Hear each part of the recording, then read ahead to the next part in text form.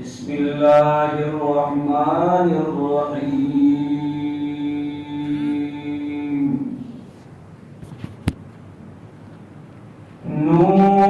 نون والقلم وما يسطرون ما أنت بنعمة ربك بمجنون وإنك لعلى خلق عظيم.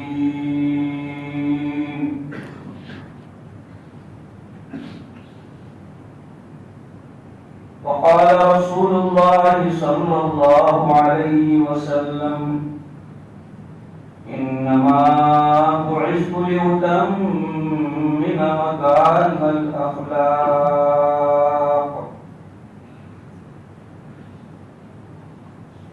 صدق الله مولانا العظيم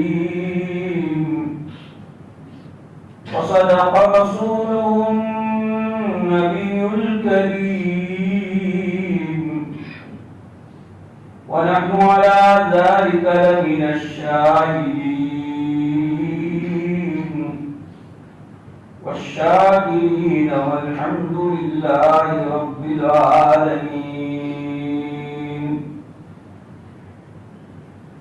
بلغ العلا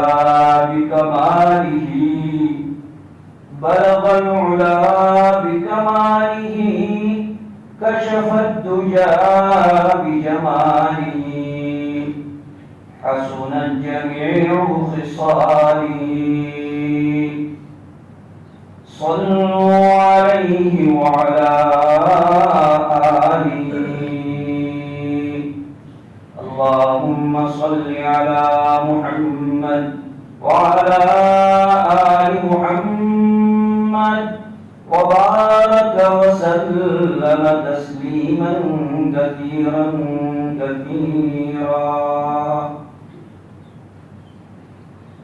کی محمد سے وفا تونے تو ہم تیرے ہیں، کی محمد سے وفا تونے تو ہم تیرے ہیں. یہ دنیا جہاں ہے چیز کیا، لوح و قلم تیرے ہیں.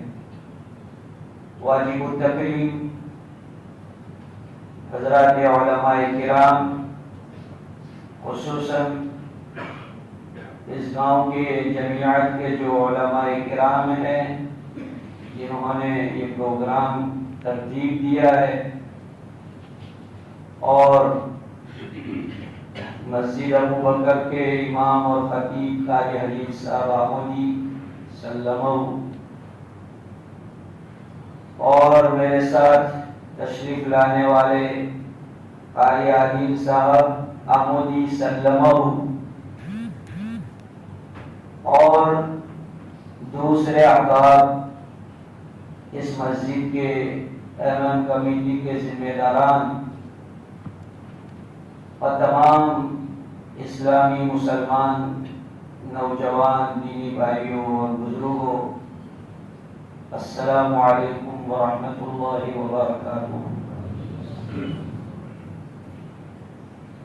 ربیع الاول کا مہینہ آتے ہی مسلمانوں میں ایک خوشی کی لہر ہوتی ہے.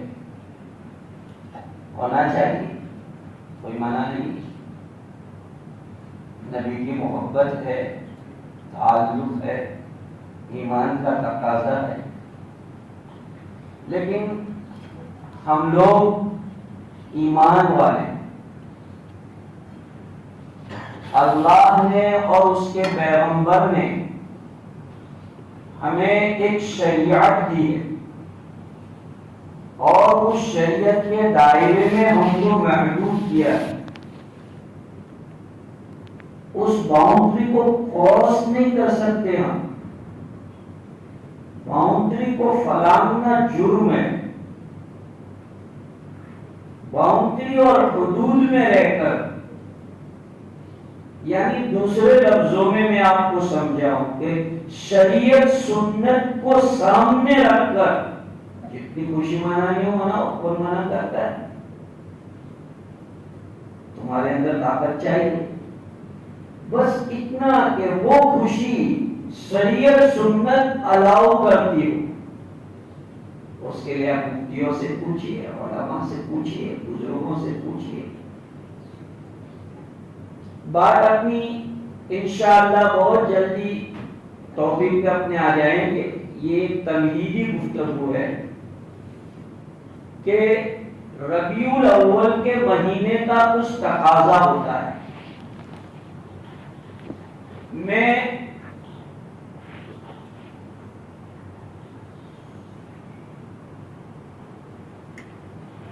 اس گاؤں کے علماء کرام کو اولاً مبارکبادی پیش کرتا ہوں کہ انہوں نے بہت اچھا قدم اٹھایا جو ہمارے ضلع کے اعتبار سے ایک پہلا قدم ہے.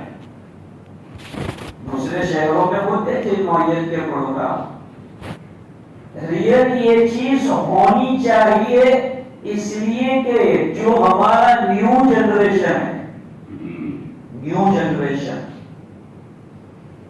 ان کے سامنے حضور کا لائف چیپٹر،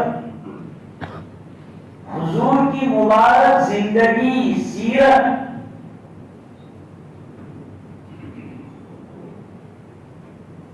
یہ آئے، یہ اس سے واقف ہوں. بڑے دکھ درد کی بات ہوتی ہے.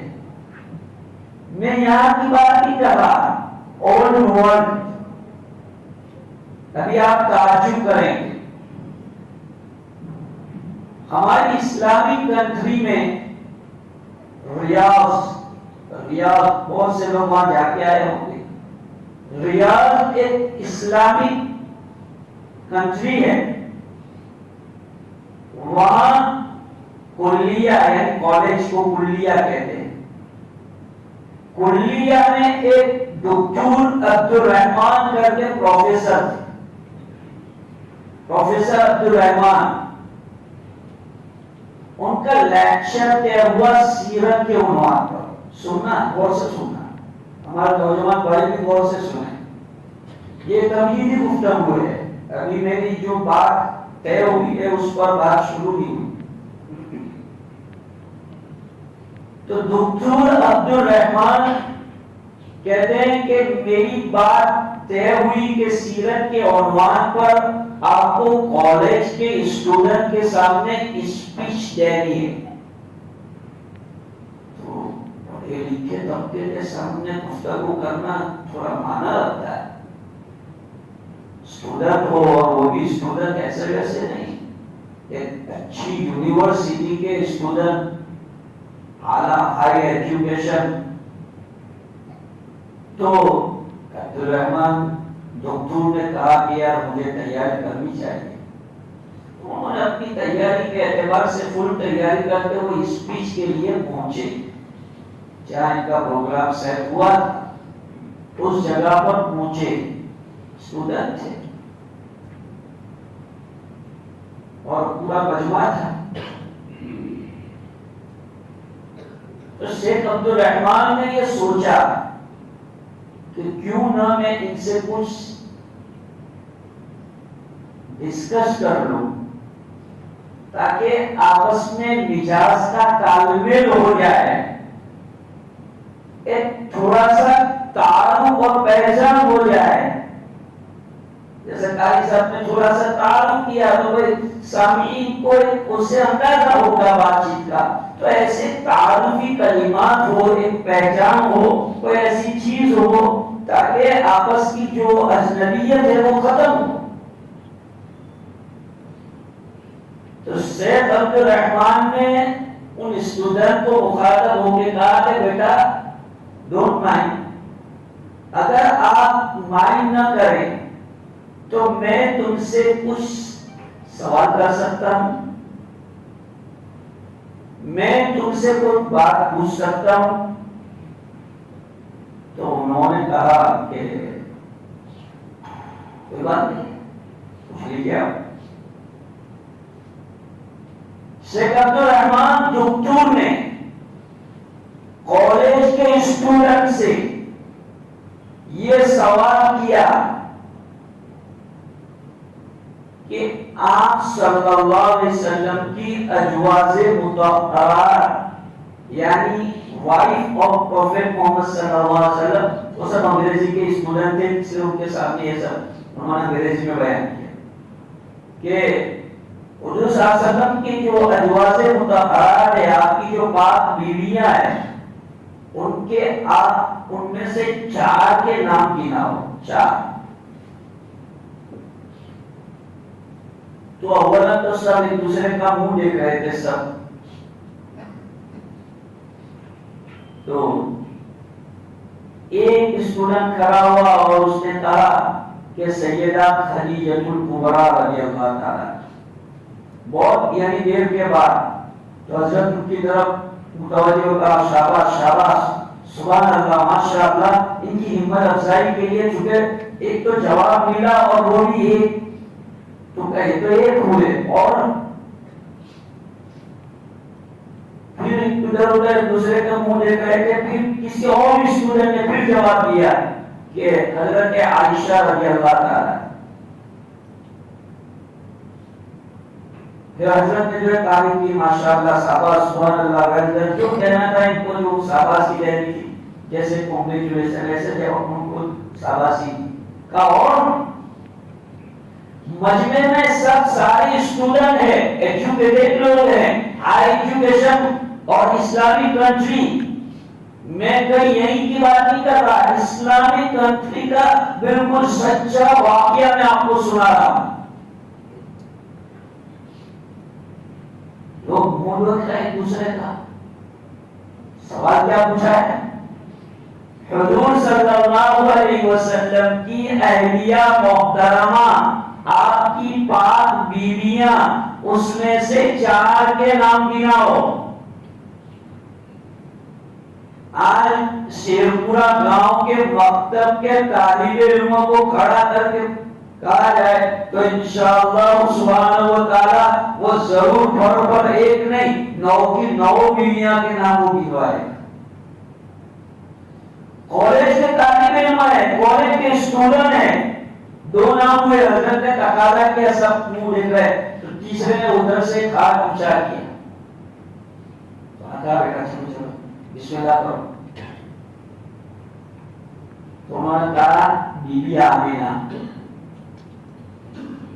حضرت نے جو ہے استغفر اللہ کہا بیٹا یہ تو آپ کی مدر ہے، آپ کی اماں ہے، میں نے ان کی وائف کے نام پوچھے۔ پیچھے سے اسٹوڈنٹ نے پھر ہاتھ اونچا کیا، کہا کہ حضرت فاطمہ، پھر حضرت نے کہا استغفر اللہ بیٹا میں نے بیٹیوں کے نام نہیں پوچھے، بیٹا میں نے وائف کا نام پوچھا ہے، وائف الگ چیز ہے، بیٹی الگ چیز ہے، تم نے جو فاطمہ نام بتایا وہ بیٹی کا نام ہے، میں وائف کا بیوی کا آپ کی جو اہلیہ ہے ان کا نام پوچھ رہا ہوں۔ کون پوچھ رہے ہیں؟ شیخ عبد الرحمن الدکتور جو یونیورسٹی کے مایہ ناز پروفیسر ہے، اور سامنے مجمع کون ہے جو اپنے آپ کو بہت ایڈوانس ایجوکیٹڈ سمجھتا ہے۔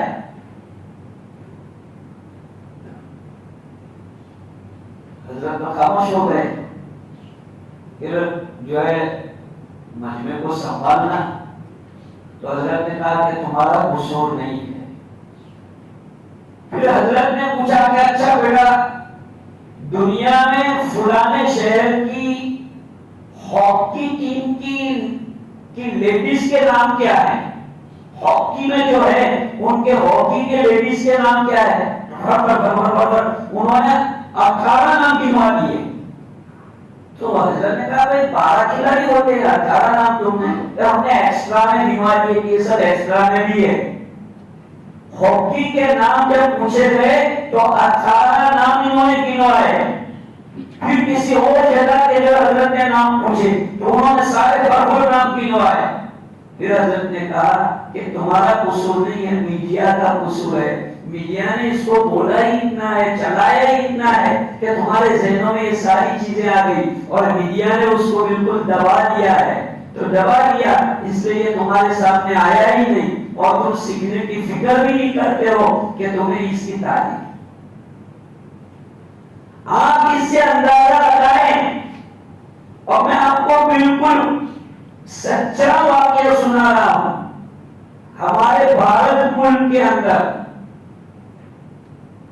کے بی سی کا ایک پروگرام چلتا ہے، جس کو جو ہے ایک ایکٹر چلاتے ہیں کے بی سی،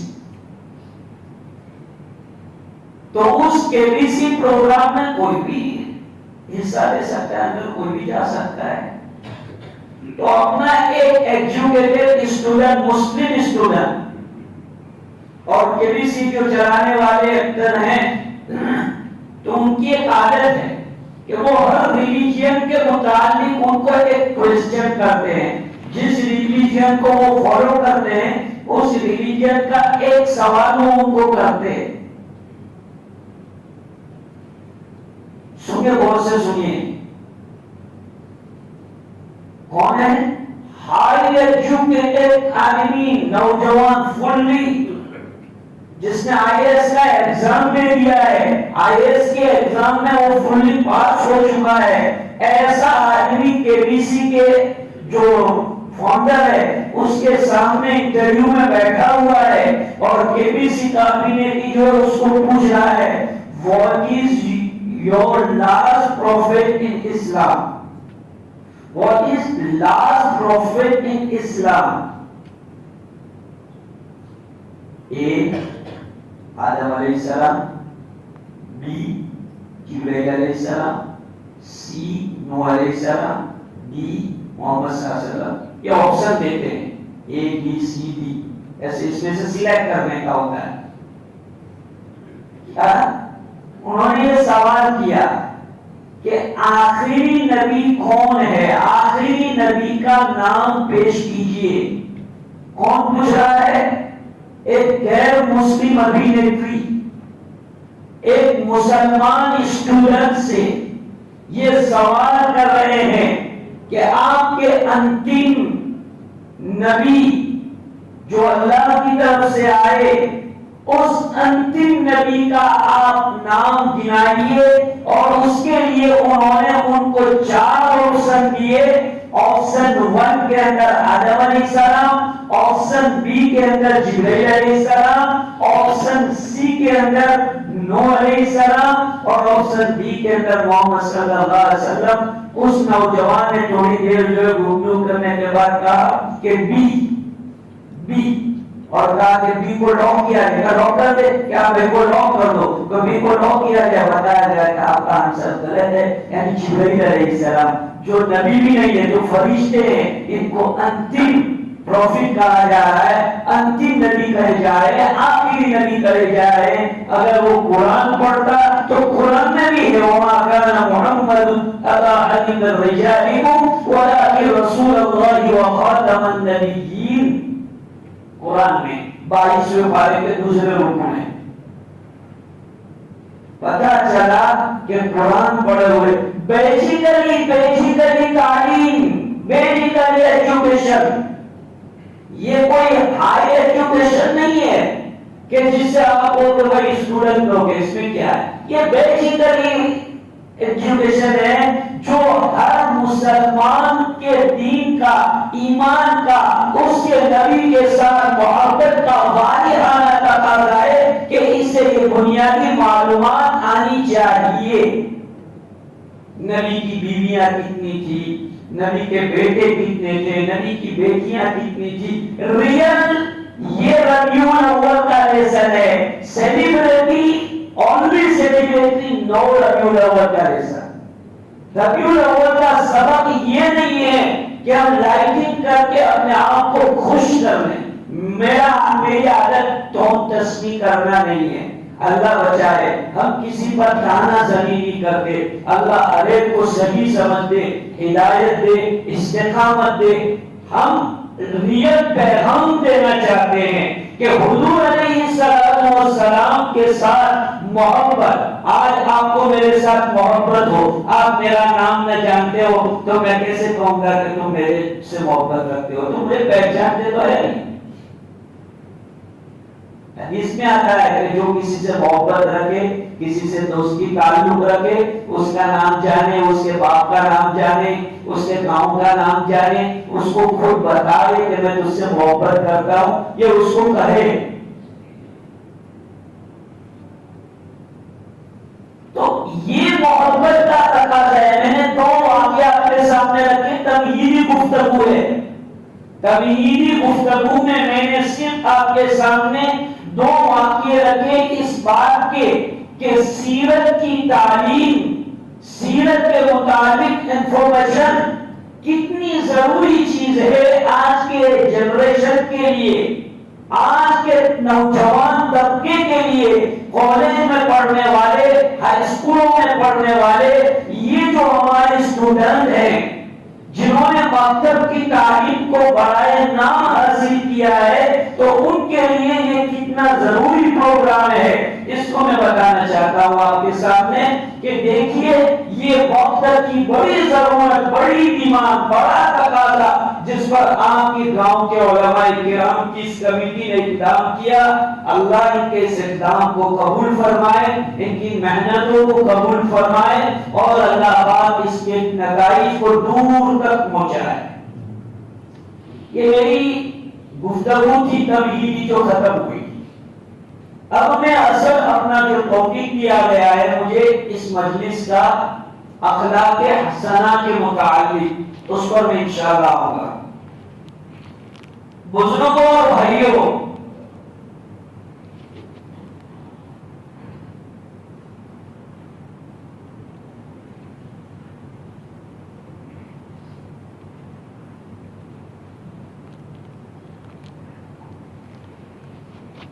رسول اکرم صلی اللہ علیہ وسلم کی بعثت یعنی دنیا میں آنے کے مقاصد میں ایک عظیم مقصد،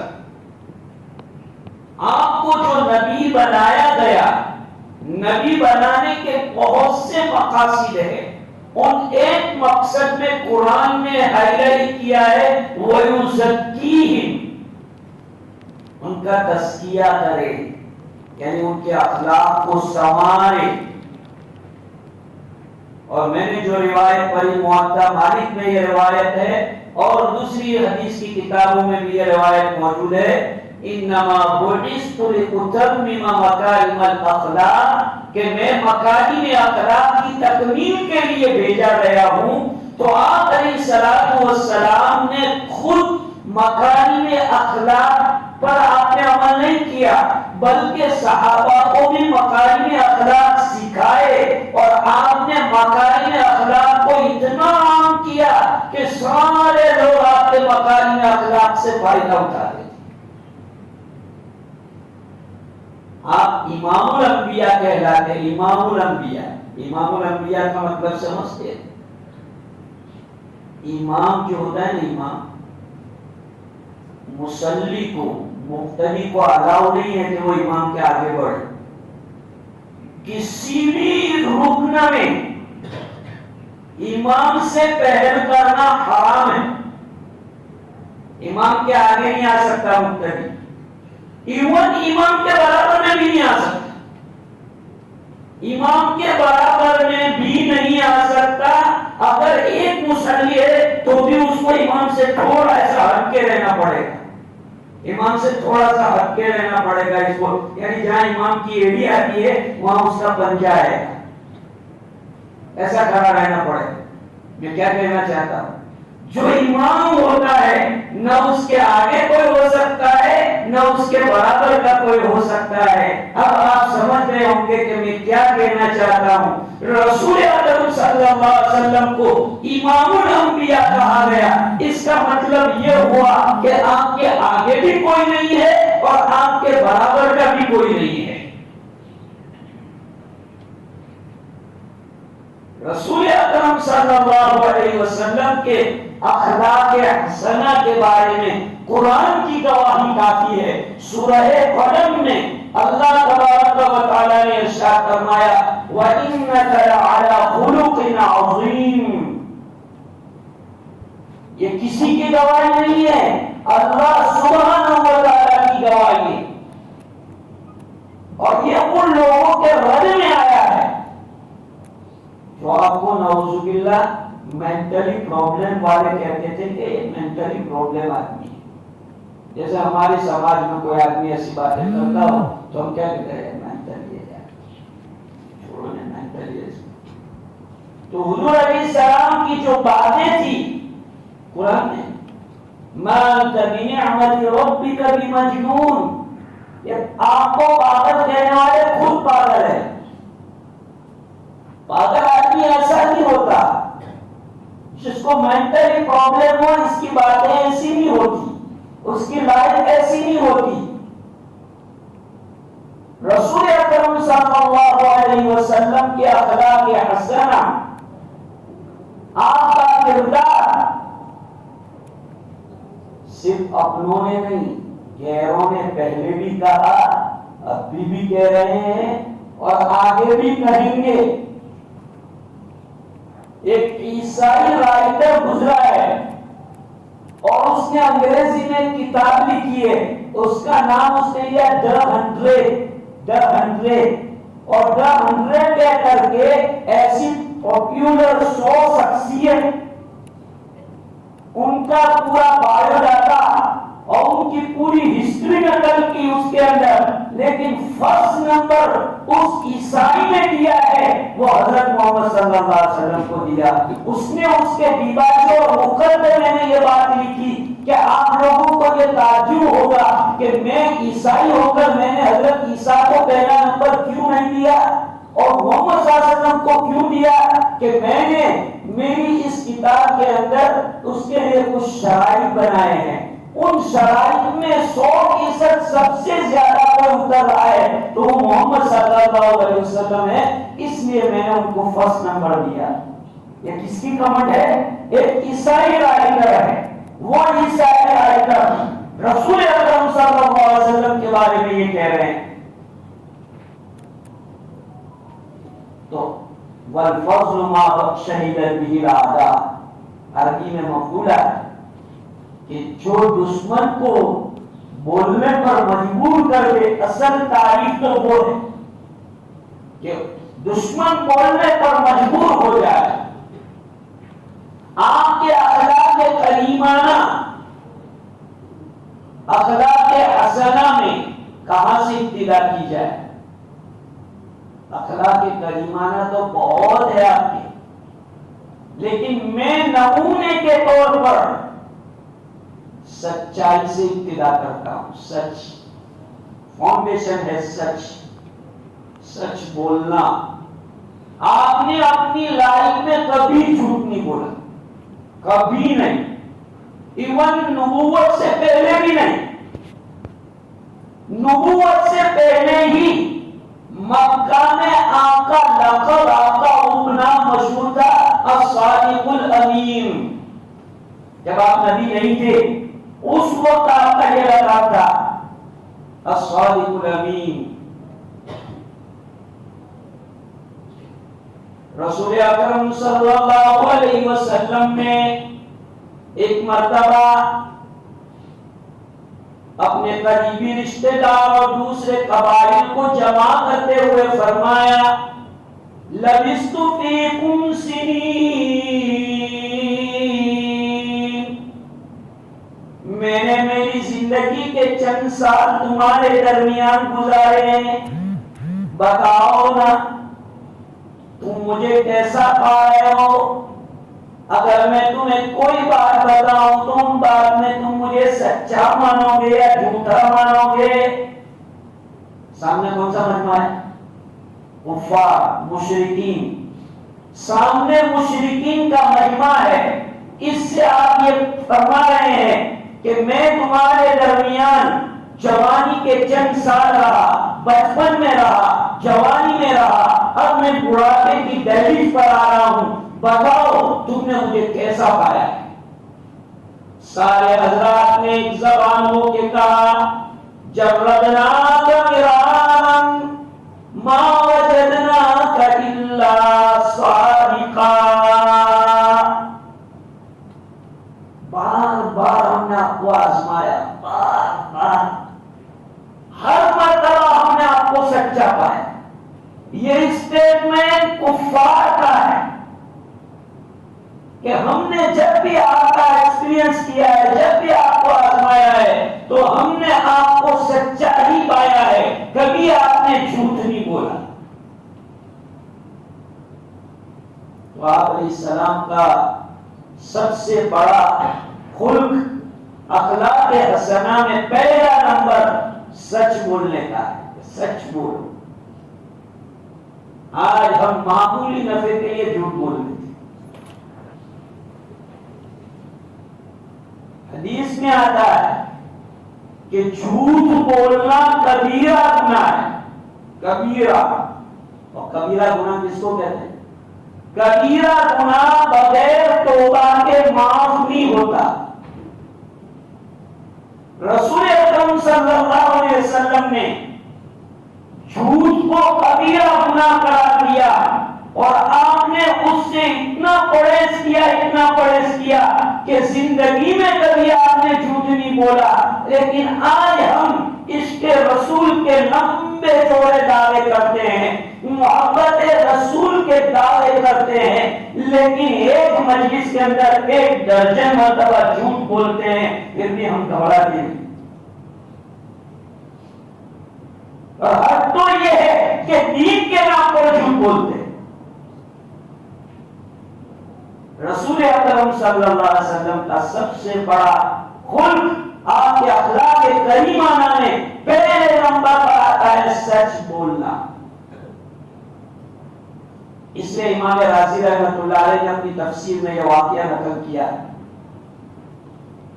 کہ ایک آدمی رسول اکرم صلی اللہ علیہ وسلم کے پاس آیا اور اس نے کہا کہ یا رسول اللہ صلی اللہ علیہ وسلم، میں ایمان میں آنا چاہتا ہوں، اسلام میں داخل ہونا چاہتا ہوں، لیکن میرے اندر بہت خرابیاں ہیں،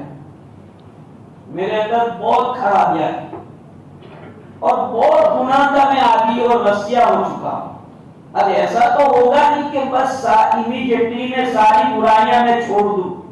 1 by 1 کر کے برائی چھوٹ سکتی ہے، گناہ چھوٹ سکتا ہے. میں ان کہوں کہ ابھی کلمہ پڑھنا ابھی سب چھوڑ دو، تو یہ مجھ سے نہیں ہوگا. یہ ان لوگوں کی ایک عادت تھی کہ حضور علیہ السلام کے سامنے ساری بات کھول کے وہ بیان کر دیتے تھے، اور حضور اس کو برائی نہیں مانتے تھے. انہوں نے یہ کہا کہ میری ایک شرط ہے کہ میرے اندر بہت برائیاں ہیں. دیکھو سبق لو مومنوں، آقا نامدار علیہ السلام تشریف فرما ہے، اور ایک وہ آدمی آپ کے منہ پر ایسا کہہ رہا ہے کہ میرے اندر بہت خرابیاں ہیں. آپ نے برا نہیں مانا، آپ کو ایسا نہ کرو غلط نہیں. آج ہم تھوڑے دیندار ہو جاتے ہیں اور کوئی ہمارا سامنے والا بھائی میں 4-5 خرابیاں ہے تو اس کو تونچ نگاہ سے دیکھتے ہیں، حقیر نگاہ سے دیکھتے ہیں. کسی مسلمان کو حقارت کی نگاہ سے دیکھنا حرام ہے، حرام. ذلیل نگاہ سے دیکھنا، تونچ نگاہ جس کو ہم بولتے ہیں، اس سے دیکھنا حرام ہے. تمہارے تکبر کی وجہ سے اللہ تمہیں اس کی لائن میں کھڑا کر دے گا اور اس کو ہدایت دے دے گا. کبھی اپنی دینداری پر گھمنڈ مت کرنا. جیسے اللہ کو پیسے کا گھمنڈ پسند نہیں، غور سے سنو، اللہ کو جیسے پیسے کا گھمنڈ پسند نہیں ہے، اللہ کو دینداری کا گھمنڈ بھی پسند نہیں ہے. دینداری کا گھمنڈ بھی نہیں ہونا چاہیے. بعض لوگ پیسے کا گھمنڈ نہیں رکھتے تو دینداری کا گھمنڈ رکھتے ہیں. اللہ کو کوئی گھمنڈ پسند نہیں. گھمنڈ، ایگو، تکبر، یہ صرف اور صرف اللہ رب العزت کو شوبھا دیتا ہے، مخلوق کے لیے یہ وصف ہے ہی نہیں. حدیث میں الکبریاء ردائی، الکبریاء ردائی، یہ حدیث قدسی. اللہ پاک فرماتے ہیں کہ بڑائی تو میری چادر ہے، بڑائی میں نے کی ہے صوبانے کیے، تمہیں صوبہ نہیں دیتی۔ کسی میں اگر کوئی خرابی ہے تو ہمیں اس کے لیے دعا کرنی چاہیے، صحیح معنی میں اس کو سمجھانا چاہیے۔ رسول اکرم صلی اللہ علیہ وسلم نے برا نہیں مانا، کہا ٹھیک ہے کوئی مسئلہ نہیں، قبول آ جائیے، اسلام پڑھ لیجیے۔ کلمہ پڑھا کر ایمان میں داخل کر لیا آپ علیہ السلام نے، اور ایک بات آپ علیہ السلام نے ان کو نصیحت کی کہ جھوٹ مت بولنا۔ کیا کہا؟ جھوٹ مت بولنا، بس۔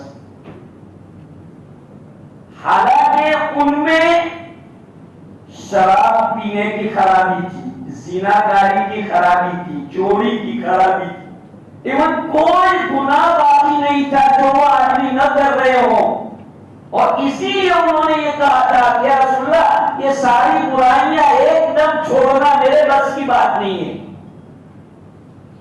اور حضور صلی اللہ علیہ وسلم بھی جو ان کو ایسا کہتے فیما استطعتم، جہاں تک تمہارا بس چلے تو میری اطاعت کرو۔